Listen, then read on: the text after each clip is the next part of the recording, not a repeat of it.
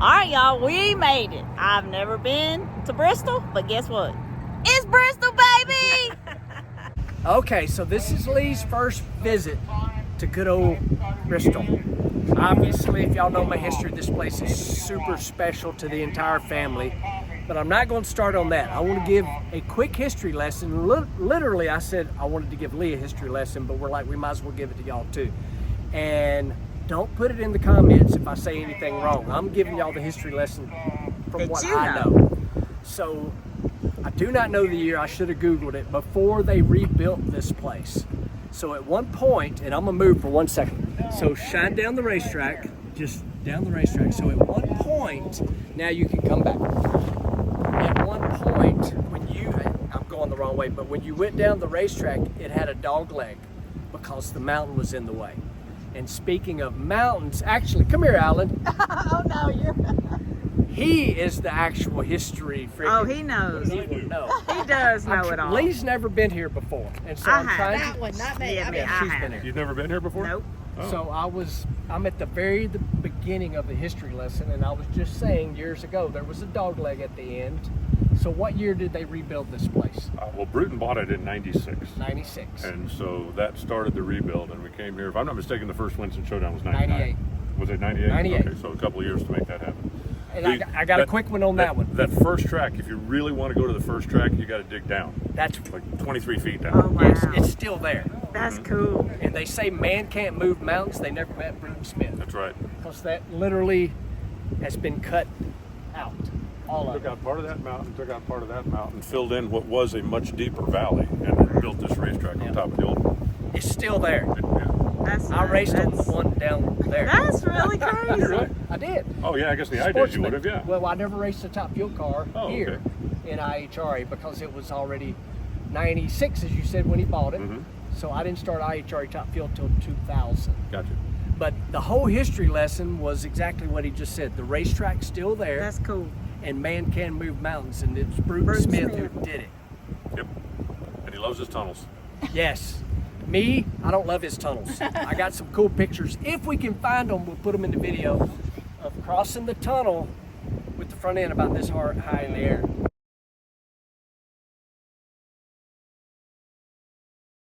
But it's supposed to be fixed now, though. Yeah, right? rumor has it the bumps aren't quite so bad anymore. But the two tunnels here turned this into kind of a little whoop-de-doo course.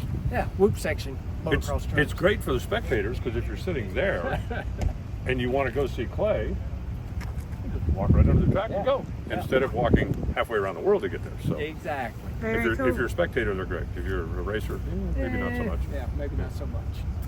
Unless you do cool wheelies and you win the round. That don't always happen. Not always. Not always. And there's your Bristol Thank history y'all. lesson. Thank y'all, guys. Bristol, baby. The little dog leg, and then to actually get off, it was a turn over here, and it was about a 5-point turn to, even with a Super Comp dragster, you had to make multiple swings. Okay, y'all. Umbrella Girl here. Clay just told y'all what he's doing. We are in the lanes Q1 Friday. This is about 78 degrees. Wind's about, I don't know, about 8 or 9 miles an hour. And we are going. Be back.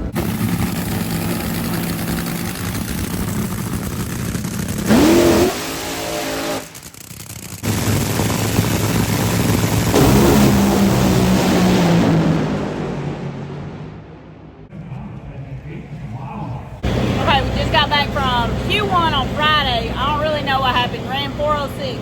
Then what? Put hole out, button got pushed, end of the roller coaster ride. Okay, we'll go back up there and swing for them again tonight. All right, Q2 coming up Friday night. The weather conditions couldn't be any better. So nice, so pretty. Jimbo's putting them numbers in it. We're gonna see what we can do. Fireworks good. All right, gentlemen, here we go. Light 'em up.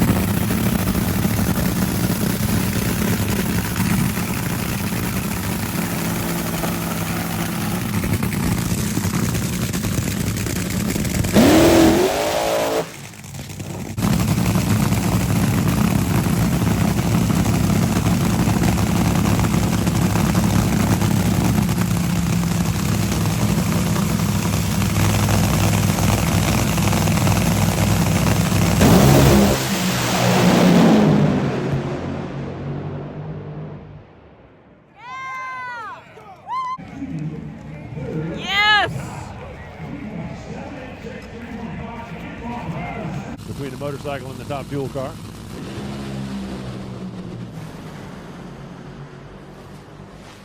There we go. How about 3.786? 325 miles an hour, and Clay Millican takes Rick Ware Racing to the top.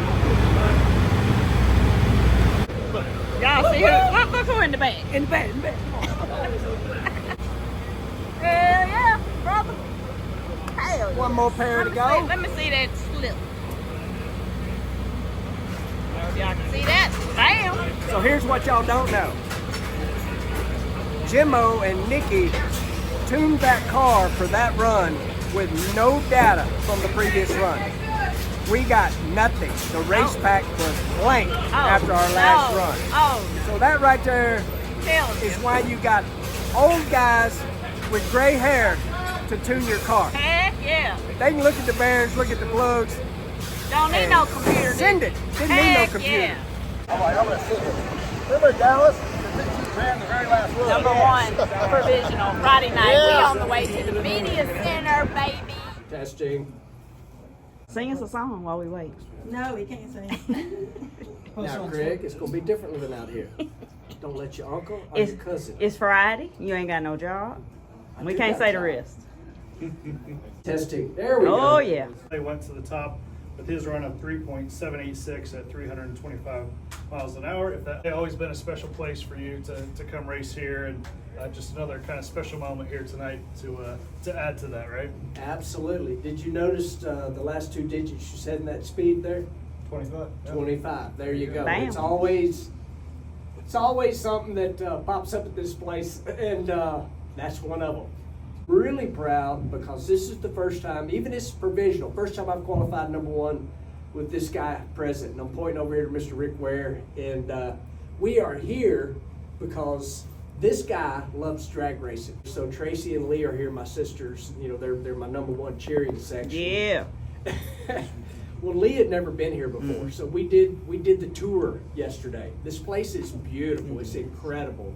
And I mean, I even took them down to the creek right over here where the sportsman guys are parked, because I parked there and my two boys played in that creek. So it's just been a special place. Crew Chief Jimmy Prock left, Crew Chief Johnny Lindbergh right.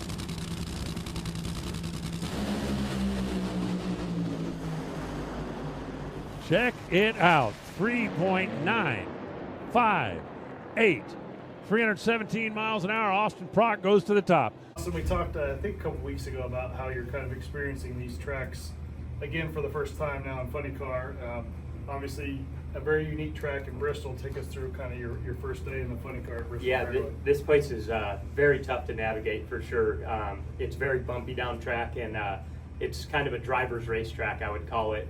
You got to be on your game all the way until you're pulling the parachutes. I mean, you typically do in a Funny Car, but this is just up another level. It's a really fun racetrack to drive for sure. Stressful for the crew chiefs, but if you're a race car driver, you sure do enjoy a place like this.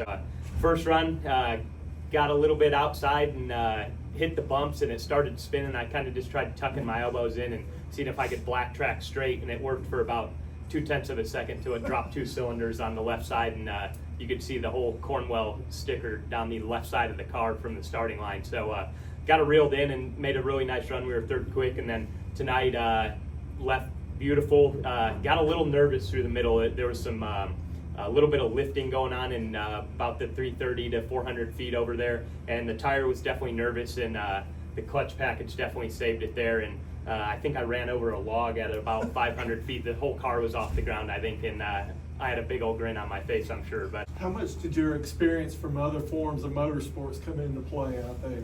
Well, definitely all of the feel, learning, growing up racing sprint cars and midgets, especially on the dirt, feeling the tire and, just feeling the English of the car.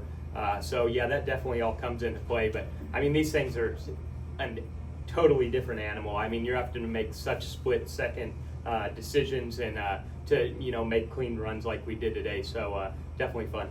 After Q1, you knew what was waiting for you out there.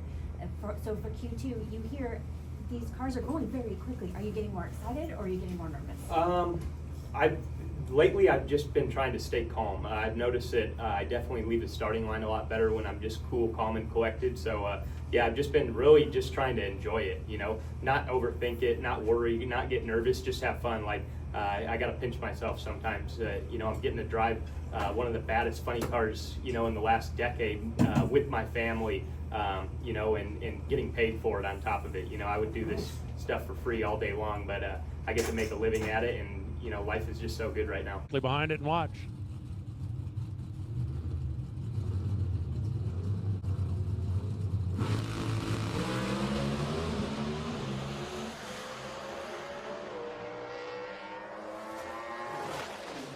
.631, 206.92, and Erica goes back to the top.